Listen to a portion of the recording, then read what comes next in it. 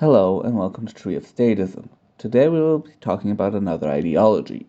The reason we want to discuss ideologies is because they affect the state. The ruling idea affects the rulers. However, why do ideologies become popular? One of the main reasons is that ideologies reflect reality. The more problems or the more central the problem that this ideology tries to solve, the more people may adopt it. However, if an ideology exists and it does not relate in any way to real problems in society, people will just abandon it. They will adopt a different ideology, one that is going to address their problems. Often, competing ideologies are ideologies that face the same reality from multiple directions. That is to say, that each of them faces a different problem that exists at the same time.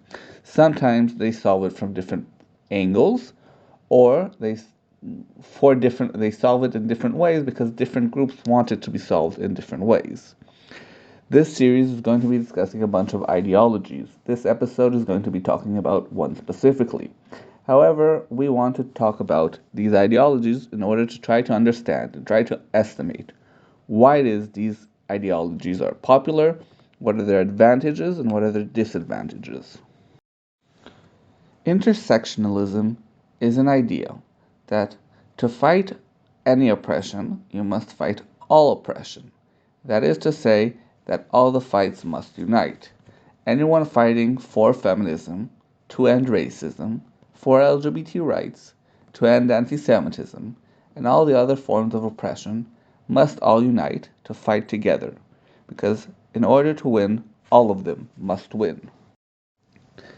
For this ideology to work, all the ideologies and all the subgroups holding these ideologies must agree what is important and must stay quiet and refuse to speak out on issues that make these ideologies and these communities look bad. So, what are the problems with this ideology? Well, the main problems are that the ideologies don't agree and that creates internal strife. This internal strife creates a hierarchy of oppression, where certain groups and members are not allowed to criticize groups and members that are higher than them in the hierarchy. Also, communities are not allowed to discuss certain issues that are taboo because they make the community look worse. Some people have already noticed that some of these oppressed groups hate each other, or at least do not agree. For example, Islam and feminism disagree on what should be a woman's right and her place. Islam and LGBT rights do not exactly go hand in hand. The Israel-Palestine conflicts bring up two oppressed classes, Jews and Palestinians. It is considered illegitimate to call the police when the oppressed classes commit crimes. Also, cis women, that is, females who identify as women, disagree with trans women, that is, males who identify as women, on what they should be allowed to do, particularly on the issue of people with male body parts in women's bathrooms and changing rooms. The de facto solution, most of the time, is a kind of hierarchy. The hierarchy reverses the positions of the people placed in them. That is to say, that the more oppressed you are, the more you are on the regular ladder, the regular hierarchy. Oppressed, the higher you are on the oppression hierarchy. So, the person who is the most oppressed is actually the most privileged in this new hierarchy, and the person who is most privileged in reality is the lowest in this new hierarchy. One of the concepts that builds the hierarchy in intersectionalism is the concept that might makes wrong, the mirror image of might makes right. That is to say that the strong is always immoral. He is immoral for winning. Something he did made him win, and that something is usually immoral. By default, the winner is considered the bad guy. There is no clear hierarchy because it is not a legal system like medieval Europe. However, it seems that there is a certain hierarchy, and forgive me for using these terms. These are what I think are the politically correct terms. If I'm wrong, I apologize. However, these are terms I've heard on the internet, so I'm going to use them because I think they are the correct ones. The first level is black people, brown people, Muslims, and Palestinians. That is to say, it's a kind of undefined group, usually by skin color. Black and brown people is not always defined. Some of the brown people is very undefined. Indians do not seem to be included. Indians, as in people from India, not Native Americans. Um, Arabs seem to be included in it, although even when they're very, very pale and close to white, they seem to be included in brown people. Um, Muslims, regardless of their skin color, the moment they are Muslim, they seem to be immune, and Palestinians. Uh, the next level that is also oppressed, but not quite as much, seems to be LGBT plus. That is to say, there is the LGBT, and there's a bunch of groups that some people argue should be a part, and some people don't argue. The people in the LGBT plus community are in the second level with Jews, women, Asians, and Indians. Um, the last level seems to be straight people, cis people, that is not trans people. Cis being the opposite of trans in mathematics. Cis people are the people who identify with the gender with a gender that matches their sex. White people and Christians. These people seem to be at the bottom. Often words like straight, white, and male are used as derogatory terms when speaking to higher classes. So, for example, a black man might be talking to a white woman, and in order to emphasize that she's lower than him, he would say, "Oh, that's rich coming from a white woman," to emphasize that she's white and therefore kind of should be ashamed of it. This works mostly in intersectionalism or in medieval Europe, where there was an official caste system, and you kind of had to be ashamed of your lower caste talking to higher castes. The problem with this hierarchy system, and with most hierarchy systems, is the same. The people at the bottom don't like being at the bottom. The first to oppose the system were white people who did not like being at the bottom. The next group, I think, was cis women that have been arguing with trans women because of the question of women's spaces and who should be allowed into them, be it changing rooms or women's sports. The trans community has a derogatory term, trans exclusionary radical feminist, or TERF, and women have been alienated by the trans movement.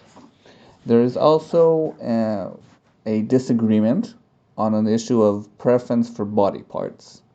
That is to say, is it reasonable to have preference what body parts your romantic partner has, or is that transphobic? Is a person allowed to dump a woman for having male body parts, or dump a man for having female body parts? Or is this discriminatory against trans people? The cis community feels that they're kind of being forced into relationships they don't want to have. Also, the gay community and the lesbian community do not like this because they also like people of the same sex as themselves, and they do not want different body parts than what they want. The LGBT community is also divided with the Muslim community that's higher on the hierarchy than they are, because a lot of Muslim countries don't respect gay rights and have death penalties and prison penalties for the community.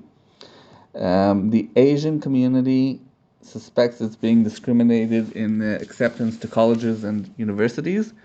And this seems like a minor issue, except that the difference between a college graduate and a non graduate, or someone who has never gone to college, is a lot of money, and people do want to advance their own lives.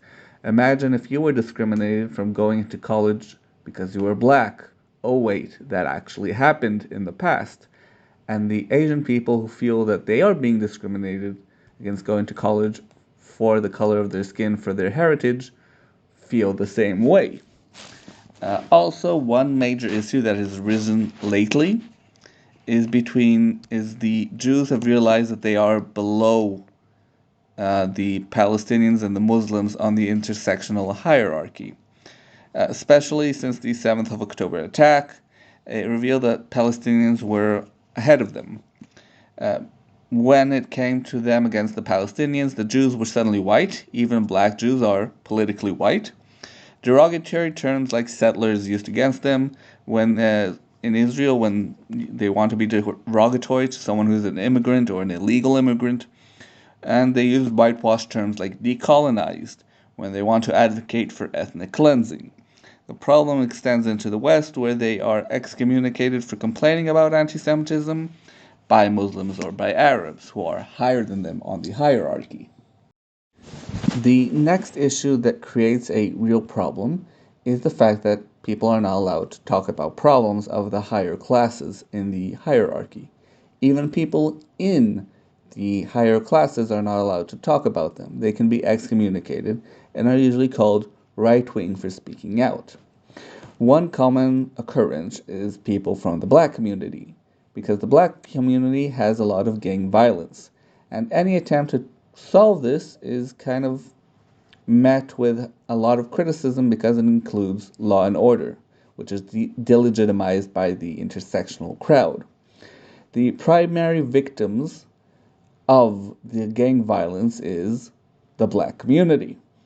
Some members are killing other members of the black community, and when they try to call the cops on them, that is kind of an excommunicating action. It is an action over which you can be excommunicated. There is a movement called Black Lives Matter, but it seems that they only care when white people kill black people, because black on black violence is kind of totally ignored. Similar problems exist in the Arab world with clan violence. Now, whenever you mention clan violence, people kind of excommunicate you. It always has to be about imperialism and colonialism and the West. However, when Arabs kill other Arabs, nobody bats an eye. It's only if white people do it or white people give them the guns, but no one ever asks, why is it that when you give them guns, they kill each other? Because if I gave Europeans guns in Germany, would they be killing the other Germans? Would they be killing Poles? Would they be killing French people? The weapon is not always the problem. Sometimes it is community issues and cultural problems. And you're not allowed to ever criticize any of these groups that are high on the hierarchy, even if you are on their level or even if you are part of that community. The major issue that remains is, why has this ideology become so prevalent? I think the answer is a lot of immigration without proper integration. In the past, people would kind of integrate into their societies. It would take time, it would take generations. However, the adding of communities to a country would also take very, very long. The issue is that now a lot of countries have, let's say, 5 or 10 different minority groups, each minority group being very, very small. For example, in America, there's 13% white people, black people, 2% Jews. I don't know how many percent Arabs and how many percent Latinos, but it's all very small groups. However, together they form, let's say, 20, 30, 40% of the community, and as a coalition, they can become relevant. And that is to say that the reason that intersectionalism has come into existence is the need for a coalition to be built. However, the coalition here does not seem very, very stable. There is some kind of an attempt to make a kind of unification of ideologies that do not fit together, and they don't know exactly how to resolve it without kind of forming a hierarchy. And that kind of leads to the situation they are in now. In the future, they might find a different, better way to form a hierarchy, a coalition without a hierarchy. But currently, it is kind of alienating people. And people who have multiple identities are going to have different opinions on where they should belong. If you belong to multiple categories, are you oppressed or the oppressor, or are you oppressed this way or that way? Does this have to bend to that? And so on and so forth. If you like this video about this ideology, please tell us what other ideology you would like us to discuss. Maybe, just maybe, we might discuss it. If you like this video, please comment, upvote, and subscribe.